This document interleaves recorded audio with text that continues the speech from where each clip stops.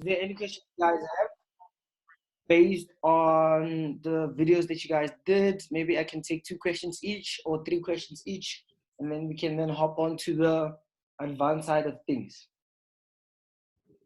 Good. Yes. Tell me, is it necessary for the market to give us a confirmation candle after retest in order to take a trade? Yes, it is. It is, definitely is. Okay, sure. Okay. Because candlesticks are the easiest way for you to read into price action. So they always tell us something. So let's say, for example, this was just an example. Let's look at this one over here. Let's say market bounced off this area quite a couple of times, like once over here, and then second time over here, and then the third time the market obviously burst through that. Let's say market came back to retest this area in a smaller time frame and gave us a bullish engulfing around this area. It's confirmation that we are going to go to the upside. Do you understand? So candlesticks always tell us the confirmation into direction. Yeah. Okay. Okay, what's your second question? Like I said, I'm taking 3 questions. That's all I wanted to know. Okay. And then Tlaka on the other side. Can continue. I'll ask the questions. You ask the questions later on. Okay, so what you guys are looking at over here is trading view. You guys know I do not analyze the market on MT4, and that's because it looked quite messy. You guys are used to the candlesticks being obviously the normal ones, which is red and green. This one is supposed to be red and then green. Right. So just to zoom in a bit and explain to you guys why you guys see me using different color candles from this one is because of it's something psychological. So now let's say, for example, you decide to hop on the market over here, somewhere around this point with a buy over here, then markets start pushing up and give you one red candlestick. What is the first thing that's going to pop up in your mind? Going down. The market is going down. You either took the wrong direction, you're supposed to close the trade, or you're on the wrong side of the market. And then if you decided to maybe sell the market, if you decided to sell the market somewhere around this point, market drops and give you one green candle, you're going to start panicking only to find that the market is still going to have a continuation. So you guys know that we look at market structure in complete, whether we're in a smaller time frame or a bigger time frame.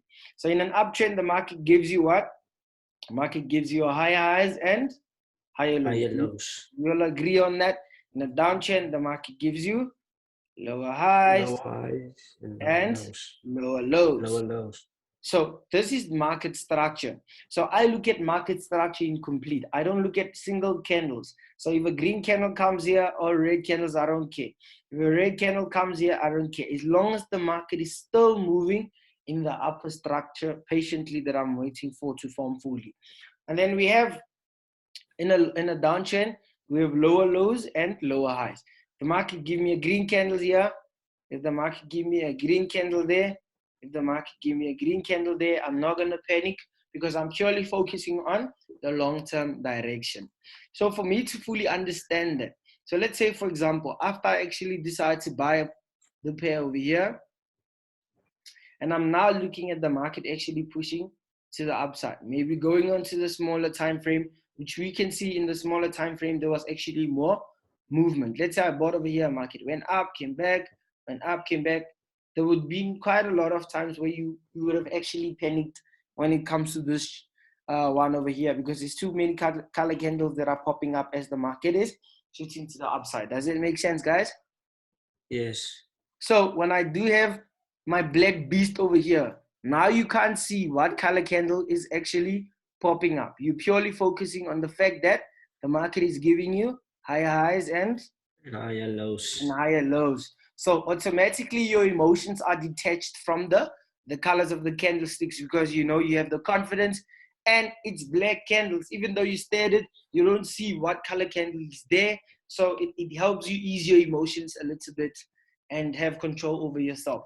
So that is something that I've learned over the past couple of months, and that's why I purely focus on black candles as we're speaking now. I do have different color candles, but I do not have red and black, because the first thing we learn is red means going down, green means going up. That's the first thing you learn when you hear about trading, right?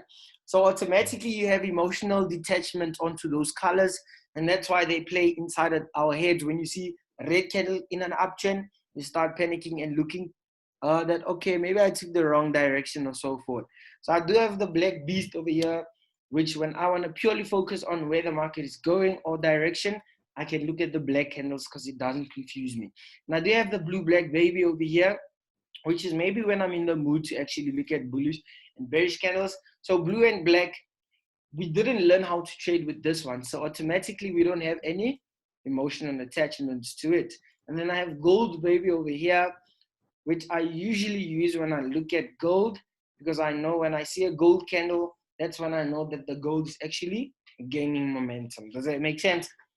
And then I do have the purple berry over here, which is same applies, guys. And then I have purple on purple, which I've never used before. So anyway, those are the color candlesticks that I use. And you guys understand why I don't have black and red. I mean, what do you call it? Green and red. Yes. Yes. Do you guys understand the deeper side of what I actually just showed you? Yes. Are you guys sure? Yeah. Okay. Now we're going to go back onto actually understanding. A lot of people, when they go on the chart, maybe you guys are also included, you do that. I'm identifying all the support and resistance areas. Do that. Do that. Do that. Do that. Right? Do that. Do that. Do that. Do that. Do that. Do that. Do that. Do that. Do that. That as well. And there as well. And there as well.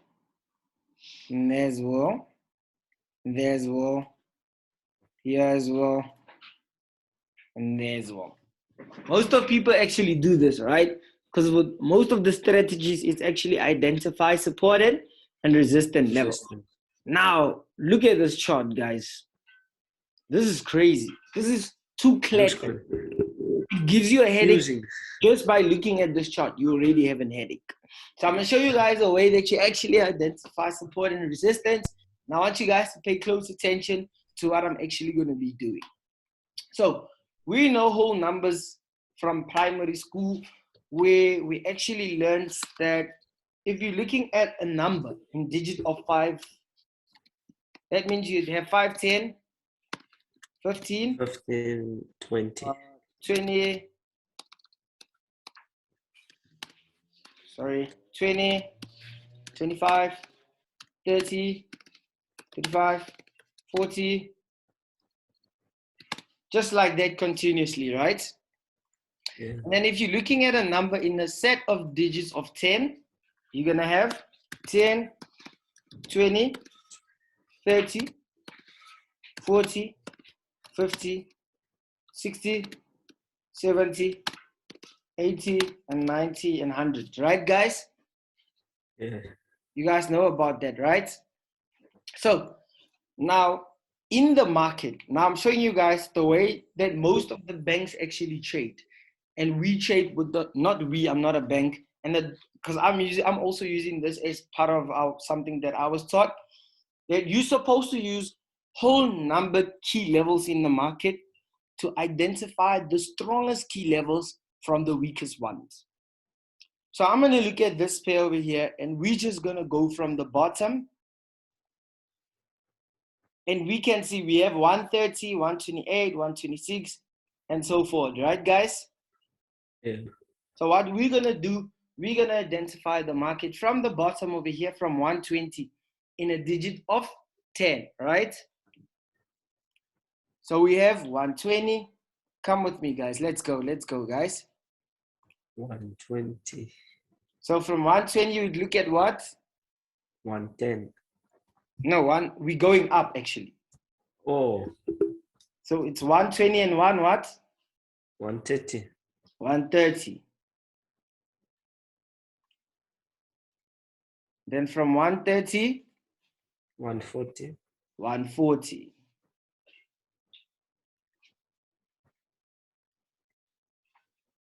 From 140, 150. 150. From 150, obviously, to 160. 160. Now tell me you guys haven't already realized what I just did now. Can you guys see what I just did now? Yeah. Can you see where the market turns? Most of the time. Is it at one? Look at what is it? 130, 140, Yeah. 150. 40. Yeah. These are major key levels in the market. It's usually traded by the banks because these are whole numbered key levels. And that's why when sometimes you hear on investing.com and so forth, they say gold is going to 1,800 or Euro USD is going to 120,000. That's because of they're looking at the market in a set of 10 digits. Does that make sense to you guys? So just the tip off, right? Now, we're going to look at the market closer. Now, between 120 and between 130, all right? Actually, let's go back down to 120. Between 120 and 130, what is the middle of it? If we look at the market now in a set of digits of 5. So it's 120 and then what? 130. So it's 125. 125. And dot over there, shade it. The reason of why I'm shading them is because support and resistance is not one number. It's a zone. So we're looking at the market to turn around it. Okay? And then from 130 and 140, what is the middle of it? 125. 135. 135, yeah. 135 on the dot. Just bring it more to the left-hand side.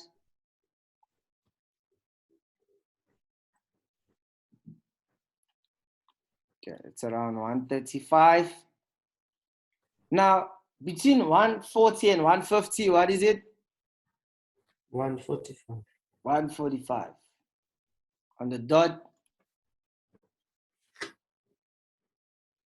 Now, between 150 and 160, what is it? 155. On the dot. Now I just broke it down for you all now. Do you guys see where the market turns all the time? Look at the key levels that the market respects when it comes to these key levels. So now we know that GBP JPY broke 155. We're now heading to 160. Do you guys understand the easier way for you to break the market down? But you don't need to obviously plot all of them like that. Now we're going to go deeper now. From here to here is obviously 5, right? Yeah. What is the mid-level between that? 25, right? Yeah. So that means we'd look at 127, 500. That's the mid-level, right, guys? The mid-level between 130 and 135 is 132, 500, right, guys? Yeah. Mid-level between 134 and 135 and 140 is 137, 500, right, guys? Now I'm showing you guys crazy stuff. Look where the market turns. Do you guys see what I'm doing? Yeah. From 140 to 145 is 142, 500. From 145 to 150 to 147, 500. Now your charts don't need to look like mine, because mine don't even look like this. Now from 150 to 155 is 152, 500 on the dot. Now, can you guys see how the market respect whole numbered key levels? Do you guys understand what I just did now? Yeah. Are you guys sure? You guys are quiet. Makes me worry a bit. Nah, I understand. Are you guys sure? Yeah. Okay. Now,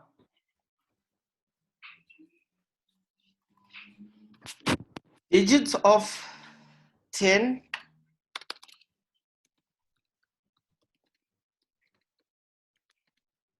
are major key levels. Hope you guys are also writing it down. Digits of 5 are also major key levels.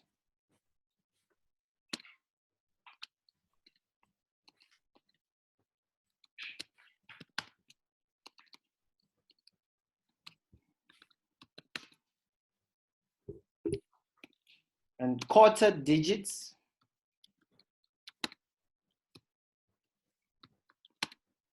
are also main key levels. Okay, so you start by identifying digits of 10 in the market. Then you go to digits of 5.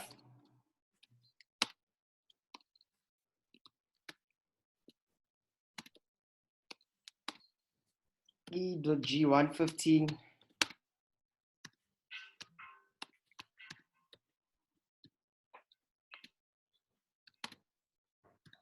One point one, 1.20. Does it make sense, guys? Digits of 10. These are obviously 1.10, for example, all the way to what? 1.20.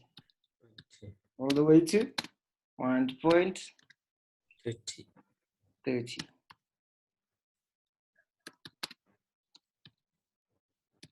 And then quarter digits are 1.10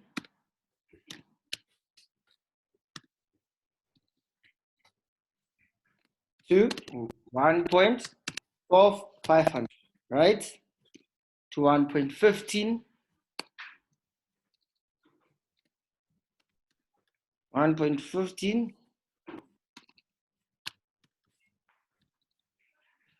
to 1.17, 500. Do you guys understand what I just did here, guys? Yeah. Okay, so these are your Major. monthly key levels.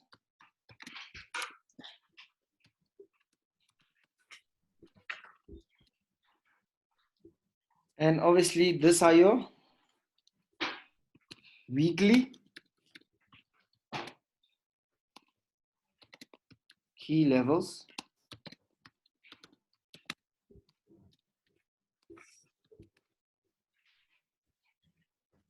And these are your daily key levels.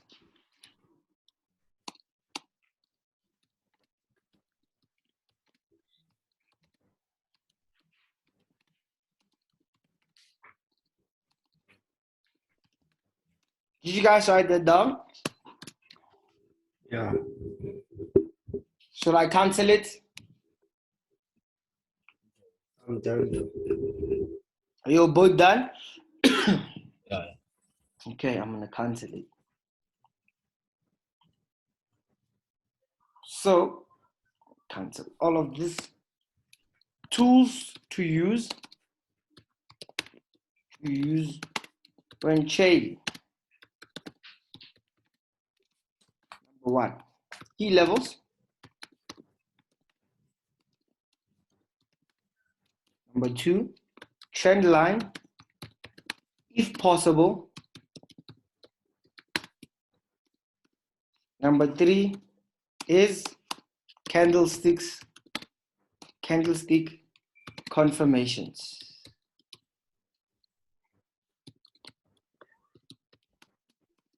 Tip. If price breaks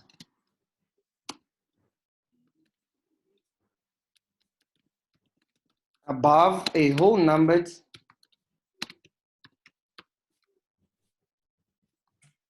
key level and retest it,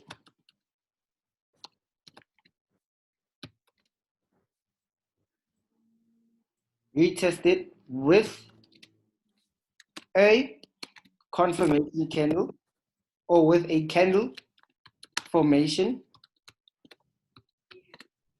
in the headed direction,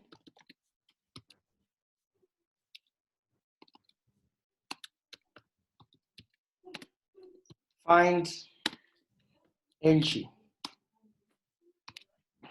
Does that make sense? So tip, if price breaks above a whole numbered key level and retest it, it can either retest it in brackets in a smaller time frame. You can just write, pull an arrow from this sentence and write in a smaller time frame, just in brackets. Retest it in a smaller time frame with a candle formation in the headed direction. Find entry. Does that make sense to you guys? Yes. Always try to use. This is something I used to struggle with when it comes to the trend line. Trend line tip.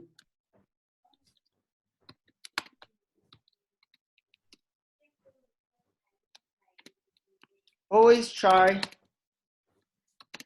to pull trend line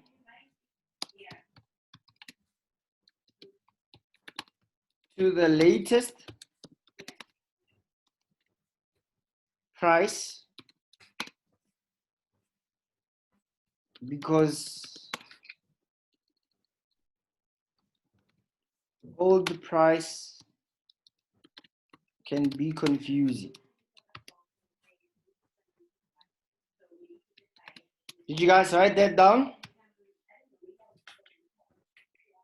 Yes.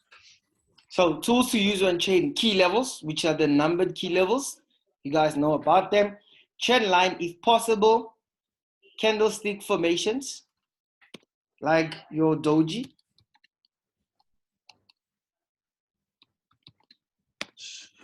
Shooting star, hammer, bullish engulfing.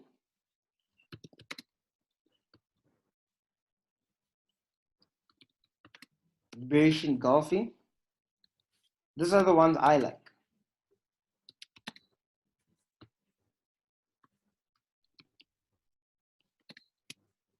Okay, so the confirmation candles that I use is doji, shooting star, hammer, bullish engulfing, bearish engulfing, and obviously my tweezer, top, and so that's not how you spell tweezer.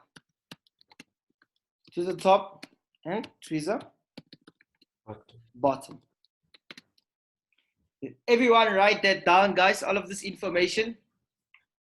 Yeah. Should we go on the chart and see what it does? Yes. The first thing I do when I go on a price chart is identify, let's say, for example, you wanted to catch this movement going to the upside, right? It would have been quite impossible for you to catch it because the price is too wide, pushing to the upside. Am I right, guys? Yeah. Now, the first thing I do, let's say price action was somewhere around this area. Okay, the first thing to do when you go on price is look at where the price is identify the key levels around the price that the price is trading in between. So if price is moving is by 151,000, as we see on the right hand side, that means price is actually trading between what key level and what key level? If we look at it in a digit of 5,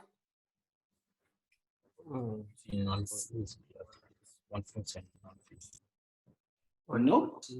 If we're trading between 151, that means in a digit of 5. That means we're trading between 150. Remember, whole numbered key levels, 150 and 155. Yeah. Does it make sense to you guys? Yeah. Now, 155. That means we're trading in between those two key levels. And obviously, 155 is far. You have to look at where price is closer to. Then we have the mid-level between 150 and 155, which is 152, 500.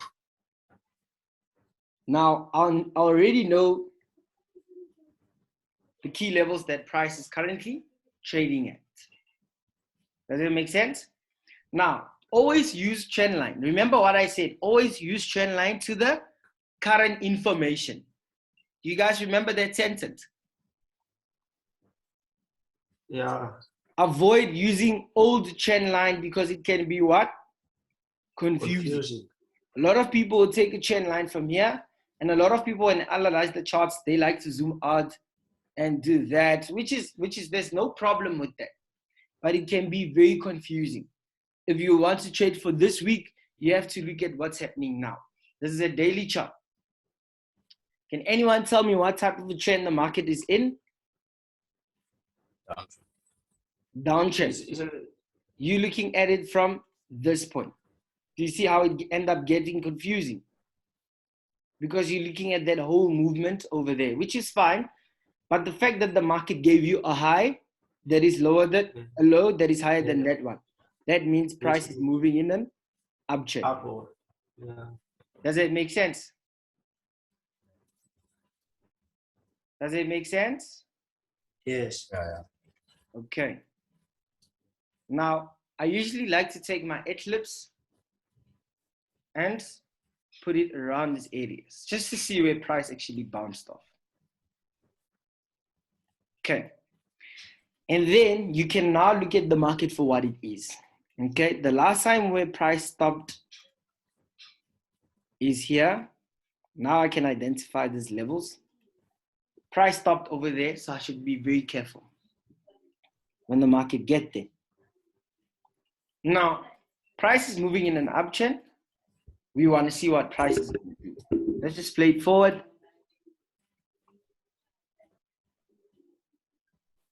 Boom.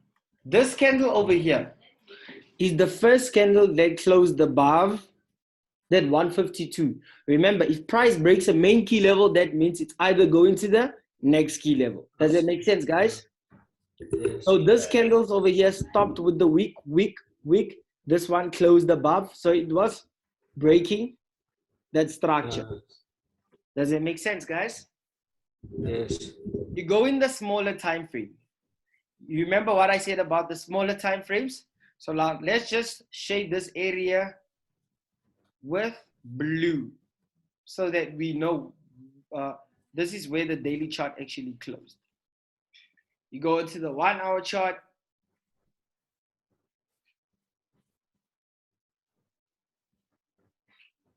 Now, in the 1 hour chart, let's just send our candles gold. This is where the daily chart closed, right? Now, what do you do in this case? Price stopped around these key areas. Now let's cancel it because we can now see it. Price stopped. So price was basically doing what here? Ranging. It was consolidating, ranging basically, right? The first sign that showed bullish momentum is this candle that went above and closed around this key area, right? Yeah. That is me placing a buy. My stop loss is going to slightly be below the previous low, which is somewhere around there. My take profit is going to be where the next My key level. See how price actually shot up and targeted that level out. Do you guys understand? You have to look at the market for what it is now if you want to be a day trader. You can't look at where the market is coming from the whole time because you're going to get confused. You have to look at the trend that we're currently having in the market so that it can be easier for you to actually break it down and have a much more understanding of where price is going. Do you guys understand that? Quick question, bro. Mm-hmm. When the market breaks the trend line, that resistance that you replace, when do you take a trade? Do you wait for it to test first and then take a trade, or When the daily chart closed above here, that was confirmation that we broke. In the smaller time frame, I'm going to see what the candles do on the next day. So on the next day, the candles stopped like how they stopped, and they gave one bullish candle to the upside. Do you remember? That was confirmation that we go into the upside because that candle engulfed so many candles. So that was basically showing me that we're having an up momentum. Does it make sense? So you wait for it to give you a confirmation, a bullish confirmation, then take it. Yes, I wait for it to give me the confirmation. The confirmation was this one here.